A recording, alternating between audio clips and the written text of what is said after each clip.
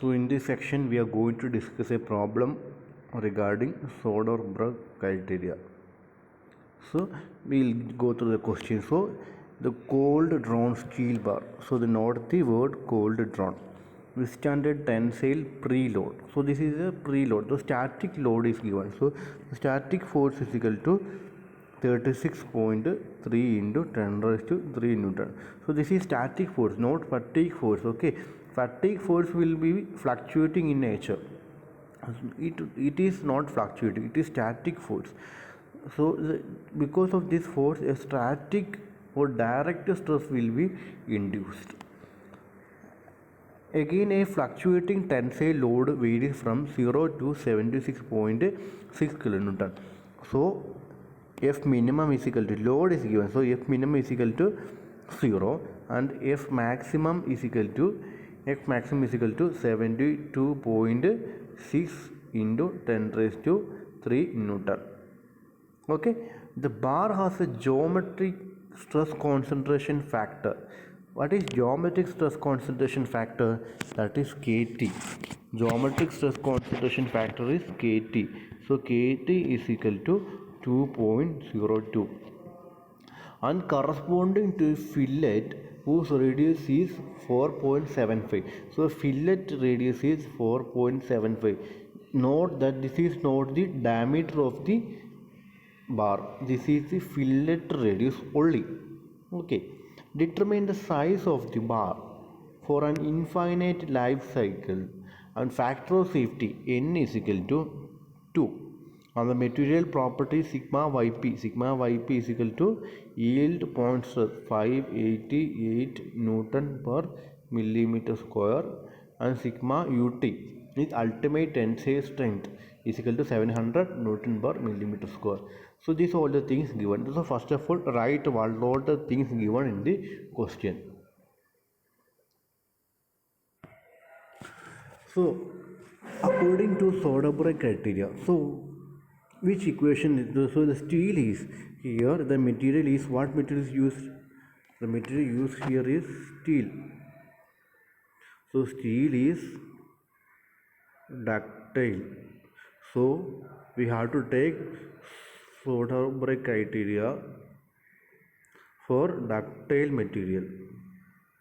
So from where we will take Soderbergh criteria for ductile material? Page number 25. Page number 25, equation 2.21c. Page number 25, equation 2.21c, we will get the Soderbergh criteria for ductile material. So first of all, take and write the Soderbergh criteria for ductile material. 1 by n is equal to KTF sigma A divided by A B C sigma En plus sigma em divided by sigma yp. So this is a Soderbergh criteria for ductile. So let us check what all the things are known. So n is factor of safety is given. KTF is not given. Sigma A is not given. A is not given. B is not given. C is not given. What is not given? Sigma En also not given.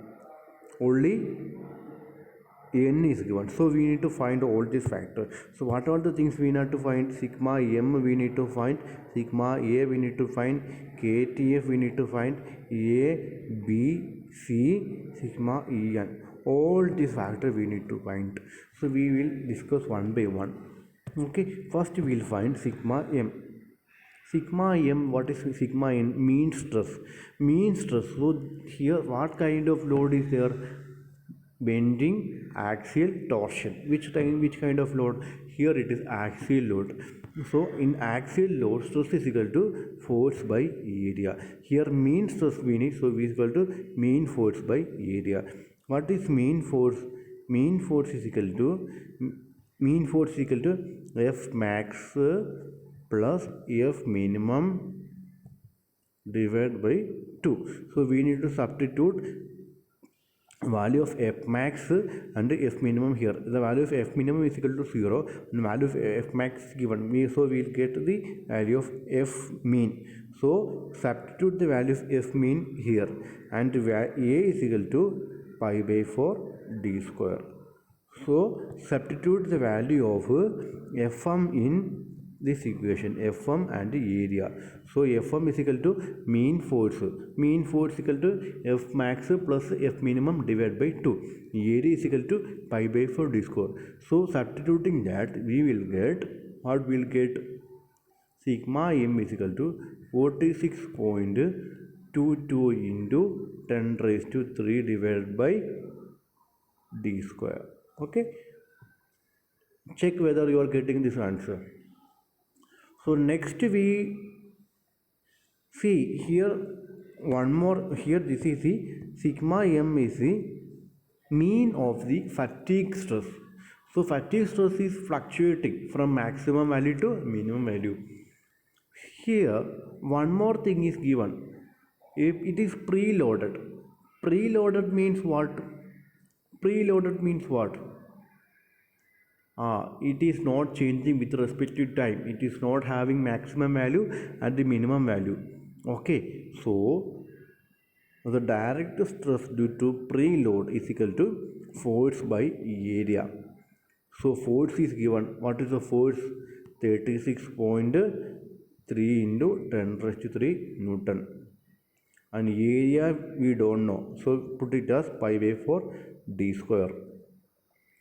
So the total mean stress is equal to the total mean stress, total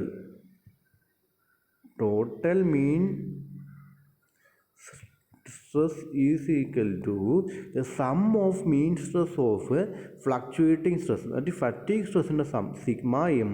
നമ്മൾ കണ്ടു sigma എമ്മിൻ്റെ കൂടെ ഇതിൻ്റെ കൂട്ടാണ് sigma ഡിയും കൂട്ടണത്. ഇത് fluctuating സ്ട്രെസ്സിൻ്റെ മീനാണ്, ഇത് സ്റ്റാറ്റിക് സ്ട്രെസ്സാണ്, അതായത് ഡയറക്റ്റ് സ്ട്രെസ്. അതിലൂടെ കൂട്ടുമ്പോൾ സംഭവിക്കും സിഗ്മ എമ്മിൻ്റെ വാല്യൂ കണ്ടുപിടിക്കുക, സിഗ്മ ഡിയുടെ വാല്യൂ എന്താണ്? Preloaded force divide by area. അപ്പോൾ സിഗ്മ ഡിയുടെ വാല്യൂ നമുക്ക് എന്ത് കിട്ടി? സിഗ്മ ഡി എന്ന് പറയുമ്പോൾ എന്ത് കിട്ടി? സിഗ്മ ഡി എന്ന് പറയുന്നത് നമുക്ക് 46.22 into 10 raised to 3 divided by D square എന്ന് കിട്ടി. അപ്പോൾ നമുക്ക് ടോട്ടൽ മീൻ സ്ട്രെസ് എന്ന് പറയുമ്പോൾ എന്താണ്? സിഗ്മ എം എ പ്ലസ് ഈ കണ്ടുപിടിച്ച സിഗ്മ ഡി. അപ്പോൾ sigma M A plus sigma D add ചെയ്യുമ്പോൾ എന്ത് കിട്ടും? ടോട്ടൽ മീൻ സ്ട്രെസ് എന്ത് കിട്ടും? ആഡ് ചെയ്യുമ്പോൾ സിഗ്മ എമ്മും സിഗ്മ ഡി ആഡ് ചെയ്യുമ്പോൾ ഒന്ന് ആഡ് ചെയ്ത് നോക്കി. അത് ആഡ് ചെയ്യുമ്പോൾ 92.44 into 10 raised to 3 divide by D square എന്ന് കിട്ടും. അത് ആഡ് ചെയ്ത് നോക്കുക കേട്ടോ. ഇനി അടുത്ത നമുക്ക് കണ്ടുപിടിക്കേണ്ടത് എന്താണ്? സിഗ്മ എ ആണ് കണ്ടുപിടിക്കേണ്ടത്. സിഗ്മ എ എന്താണ്? നമുക്കറിയാം ഇവിടെ ആക്സിയൽ സ്ട്രെസ്സാണ്, അപ്പോൾ ഫോഴ്സ് ബൈ ഏരിയ. പക്ഷേ ഇവിടെ എ ആയതുകൊണ്ട് F A divide by area. F A എന്ന് വെച്ചാൽ എന്താണ്? ആൾട്ടർനേറ്റിംഗ് ഫോഴ്സ് ആണ്. എഫ് എ എന്ന് വെച്ചാൽ എന്താണ്? F A is equal to എന്താണ്? F max minus F minimum divide by 2. അതാണ് എഫ് എ. എഫ് എന്ന് വെച്ചാൽ എന്താണ്? F max minus F minimum divide by 2. F മാക്സിൻ്റെ വാല്യൂ അറിയാം, എഫ് മിനിമത്തിൻ്റെ വാല്യൂ അറിയാം. നമുക്ക് എന്ത് കണ്ടുപിടിക്കും? എഫ് എ കണ്ടുപിടിക്കും. ഇനി നമ്മൾ എന്ത് കൊടുക്കണം? ഏരിയയുടെ വാല്യൂ എന്ത് കൊടുക്കണം? ഏരിയയുടെ വാല്യൂ എന്ത് കൊടുക്കണം? pi by 4 d സ്ക്വയർ ഇട്ട് കൊടുക്കണം. ഈ pi by 4 d സ്ക്വയർ എങ്ങോട്ട് ഇട്ട് കൊടുക്കണം? ഇതിനകത്തോട്ട് ഇട്ട് കൊടുക്കണം. അപ്പോൾ എന്ത് കിട്ടും? നമുക്ക് എന്ത് കിട്ടും? സിഗ്മ എയുടെ വാല്യൂ എന്ത് കിട്ടും? F A divide by A എന്ന് കിട്ടും. എഫ് എയുടെ വാല്യൂ നമ്മൾ കണ്ടുപിടിച്ചു, F max minus F minimum divide by 2. എയുടെ വാല്യൂ എന്താ? pi by 4 d square. അപ്പോൾ എഫ് എയുടെ വാല്യൂ എന്ത് കിട്ടും? എഫ് എയുടെ value 46.22 into 10 raised to 3 divide by D square എന്ന് കിട്ടും. ഓക്കെ, ഇത്രയും ഈ സിഗ്മ എമ്മും കിട്ടി, സിഗ്മ എയും കിട്ടി. അടുത്ത് നമുക്ക് എന്താ വേണ്ടത്? അടുത്ത് നമുക്ക് വേണ്ടത് കെ ടി എഫ് വേണം. കെ ടി എഫിൻ്റെ ഇക്വേഷൻ എന്താ? K T F equation page number 21 page number 21 equation 2.5 എടുത്ത്, പേജ് നമ്പർ 21 ഇക്വേഷൻ 2.5 എടുത്ത്. അപ്പോൾ കെ ടി എഫ് എന്ന് പറയുമ്പോൾ എന്ത് വരും? K T F is equal to എങ്ങനെ വരും? 1 plus Q into K T minus 1 അങ്ങനെ വരും. 1 plus Q into K T minus 1 എന്ന് പറയും. ഇവിടെ കെ ടി എന്ന് പറയുന്ന വാല്യൂ നമുക്ക് തന്നിട്ടുണ്ട്. ഓക്കെ, കെ ടി എന്ന് പറയുന്ന വാല്യൂ നമുക്ക് തന്നിട്ടുണ്ട്. ക്യൂ എന്ന് പറയുന്നത് എന്താണ്? ക്യൂ നമുക്ക് നോച്ച് റേഡിയസ് ആണ്. ക്യൂ എന്ന് പറയുമ്പോൾ ക്യൂ എന്ന് പറയുമ്പോൾ എന്താണ്? ക്യൂ എന്ന് പറയുമ്പോൾ നോച്ച് റേഡിയസ് ആണ്. അപ്പോൾ ക്യൂ നോച്ച് റേഡിയസ് കണ്ടുപിടിക്കാൻ വേണ്ടിയിട്ട് എങ്ങനെ കണ്ടുപിടിക്കുന്നത്? ഓക്കെ, അപ്പോൾ നമുക്ക് അടുത്ത ക്യൂ കണ്ടുപിടിക്കേണ്ടത്. അപ്പോൾ ക്യൂ കണ്ടുപിടിക്കുക. നോച്ച് റേഡിയസ് എത്ര ആണെങ്കിൽ നോച്ച് റേഡിയസ് ഇക്വൽ ടു 4.75. അപ്പോൾ ക്യൂ എന്ന് വെച്ചാൽ നോച്ച് സെൻസിറ്റിവിറ്റി ഫാക്ടറാണ്. അപ്പോൾ നോച്ച് റേഡിയസിൽ വെച്ചിട്ട് ക്യൂ കണ്ടുപിടിക്കണമെങ്കിൽ നമ്മൾ ഏത് പേജ് നമ്പർ 46 എടുക്കുക. പേജ് നമ്പർ 46 എടുക്കുക. അതിനകത്തൊരു ഫസ്റ്റിലൊരു ഫിഗർ ഉണ്ട്. ഫിഗർ 2.31 എന്ന് പറയുന്ന ഫിഗർ ഉണ്ട്. ആ ഫിഗർ എടുത്ത് നോക്കുക. പേജ് നമ്പർ 46 2.31 എന്ന് പറയുന്ന ഫിഗർ എടുത്ത് നോക്കുക. അപ്പോൾ അതിനകത്തൊരു ഒരു ഫിഗർ കിട്ടും, ഒരു ഗ്രാഫ് കിട്ടും. ആ ഗ്രാഫിൻ്റെ എക്സ് ആക്സിസിൽ എന്താണ്? നോച്ച് റേഡിയസ് ആണ് കിടക്കുന്നത്. വൈ ആക്സിസിൽ എന്താണ്? നോച്ച് സെൻസിറ്റിവിറ്റി ഫാക്ടർ ക്യൂ ആണ്. അപ്പോൾ അതിനകത്ത് 3 കർവുണ്ട്. ആക്ച്വലി ഇങ്ങനെ 3 കർവുണ്ട്. അപ്പോൾ ആദ്യത്തെ കർവ് എന്ന് വെച്ചാൽ അലൂമിനിയത്തിൻ്റെ ആണ്. രണ്ടാമത്തെ കർവ് എന്ന് വെച്ച് കഴിഞ്ഞാൽ steel normalised or annealed. Okay, steel normalised or annealed ആണ്. മൂന്നാമത്തെ പറയുമ്പോൾ സ്റ്റീൽ കൊഞ്ചഡ് ഓർ ടെമ്പേർഡ് ആണ്.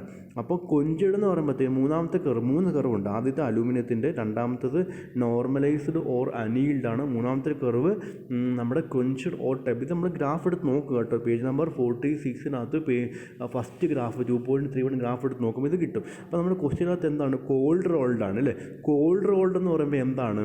അനീലിംഗ് ആണ്. ഓക്കെ, കോൾഡ് റോൾഡ് എന്ന് പറയുമ്പോഴത്തേന് കോൾഡ് റോൾഡ് എന്ന് പറയുന്നത് അനീലിംഗ് കർവാണ് എടുക്കേണ്ടത്. ഓക്കെ, അനീലിംഗ് കർവാണ് എടുക്കേണ്ടത്. അഥവാ ഇനി ക്വസ്റ്റ്യനകത്ത് ഹോട്ട് റോൾഡ് എന്നങ്ങ് ആയിരുന്നെങ്കിൽ, അതാ ക്വസ്റ്റ്യനകത്ത് ഹോട്ട് റോൾഡ് എന്നായിരുന്നെങ്കിൽ ഏത് കർവ് എടുത്തേനെ? കൊഞ്ചിങ്. ഓക്കെ, കൊഞ്ചിഡ് അല്ലെങ്കിൽ ടെമ്പേർഡ് കർവാണ് എടുക്കേണ്ടത്. അപ്പോൾ അത് മനസ്സിലായല്ലോ. ഇപ്പോൾ ഹോട്ട് റോൾഡ് എന്ന് പറഞ്ഞാലും കോൾഡ് റോൾഡ് എന്ന് പറയുമ്പോൾ ഏത് കർവ് എടുക്കേണ്ടത് മനസ്സിലായല്ലോ. അപ്പോൾ നമ്മൾ ഗ്രാഫ് എടുക്കുക. ഗ്രാഫിനകത്ത് എക്സ് ആക്സിസ് എന്താണ്? Notch radius. ഇവിടെ നോച്ച് സെൻസിറ്റിവിറ്റി ഫാക്ടർ. അപ്പോൾ നോച്ച് റേഡിയസ് 4.75 തന്നിട്ടുണ്ട്. 4.75 തന്നിട്ടുണ്ട്. 4.75 കറസ്പോണ്ടിങ് ആയിട്ടുള്ള അനീലിങ്ങിൻ്റെ കർവിൽ കൊണ്ട് മുട്ടിക്കുക. എന്നിട്ട് അതിനോട് ഇങ്ങോട്ട് പ്രൊജക്റ്റ് ചെയ്യുക. അപ്പോൾ ക്യൂവിൻ്റെ വാല്യൂ എത്ര കിട്ടുമെന്ന് കണ്ടുപിടിക്കുക. ഇവിടെ ക്യൂവിൻ്റെ വാല്യൂ എത്ര കിട്ടുമെന്ന് ചോദിച്ചാൽ ഏകദേശം 0.96 കിട്ടും. അപ്രോക്സിമേറ്റ് കിട്ടും കേട്ടോ. അപ്രോക്സിമേറ്റ് 0.9. അപ്പോൾ നമ്മൾ അടുത്ത് എന്താ KTF എന്ന് പറയുന്ന ഇക്വേഷൻ അതോട്ട് ഇട്ട് കൊടുക്കുക. KTF ഇക്വേഷൻ എന്താ? 1 + Q × KT - 1. KTയുടെ വാല്യൂ നമുക്കറിയാം. ക്യൂവിൻ്റെ വാല്യൂ ഇപ്പോൾ കിട്ടി. ഇനി നമ്മൾ ഇട്ട് കൊടുക്കുമ്പോൾ KTFിൻ്റെ വാല്യൂ എന്ത് കിട്ടും? KTFിൻ്റെ വാല്യൂ ഓൾമോസ്റ്റ് 1.98 എന്ന് പറയുന്ന വാല്യൂ കിട്ടും.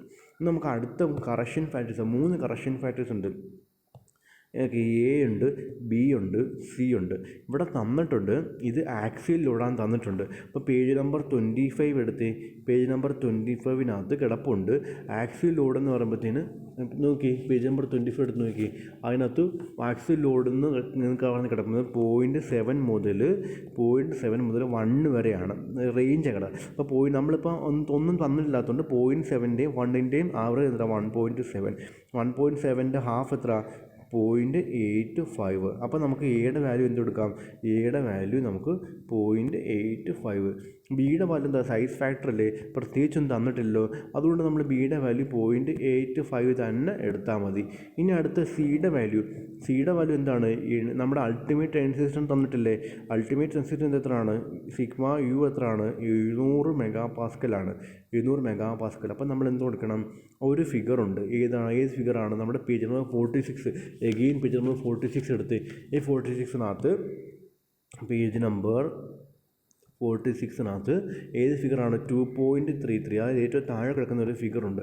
ആ ഫിഗറിനകത്ത് ഒരു ഗ്രാഫാണ്. ആ ഗ്രാഫിനകത്ത് എക്സ് ആക്സിസ് നമുക്ക് എന്തുവാ? സിഗ്മ യു ആണ് കിടക്കുന്നത്. ഓക്കെ, 2 യൂണിറ്റ് കിടപ്പുണ്ട്.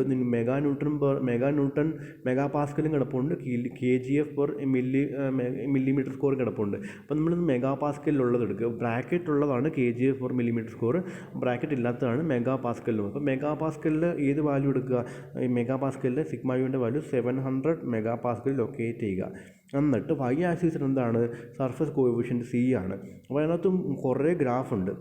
അപ്പോൾ ഇതിനകത്ത് കുറേ ഗ്രാഫുണ്ട്. ഏത് ഗ്രാഫാണ് എടുക്കേണ്ടതെന്ന് ചോദിച്ചു കഴിഞ്ഞാൽ അതിനകത്ത് നോച്ച് സെൻസിറ്റിവിറ്റി ഫാക്ടർ കുറേ, ഒന്നാമത്തെ ഗ്രാഫ് ABCDEFG എന്ന് പറയുന്ന ഗ്രാഫ്. അപ്പം നമുക്കിവിടെ വേണ്ടത് D എന്ന് പറയുന്ന ഗ്രാഫാണ്. D എന്ന് പറയുന്ന ഗ്രാഫ്. എന്തുകൊണ്ട് D എടുത്തത്? വിത്ത് ഷാർപ്പ് സർക്കുലർ ഗ്രൂവ്. അത് ക്വസ്റ്റ്യന് പറഞ്ഞിട്ട് നോച്ച് ഫാക്ടർ അല്ലെങ്കിൽ നോച്ച് സെൻസിറ്റിവിറ്റി അല്ലെങ്കിൽ നോച്ച് റേഡിയസ് ഒക്കെ തന്നിട്ടുണ്ടെങ്കിൽ നമ്മൾ D എന്ന് പറഞ്ഞ ഗ്രാഫ് ഗ്രാഫ് എടുക്കുന്നത്. ഏതാ നോച്ച് റേഡിയസ് തന്നിട്ടുണ്ടെങ്കിൽ ഡി എന്ന് പറയുന്നത്, അപ്പോൾ നമ്മൾ ഡി എന്ന് പറയുന്ന ഗ്രാഫ് എടുക്കുന്നു, ഇത് ഇങ്ങോട്ട് പ്ലോട്ട് ചെയ്യുന്നു, ഇവിടെ നമുക്ക് സി കിട്ടുന്നു. അപ്പോൾ സിയുടെ വാല്യൂ ഇവിടെ നമ്മൾ കണ്ടുപിടിക്കുന്നു. സിയുടെ വാല്യൂ ഓൾമോസ്റ്റ് നമുക്കൊരു 0.73 ഒക്കെ കിട്ടും. ഇനി നമുക്ക് ലാസ്റ്റ് വേണ്ടത് സിഗ്മ ഇ എൻ ആണ്.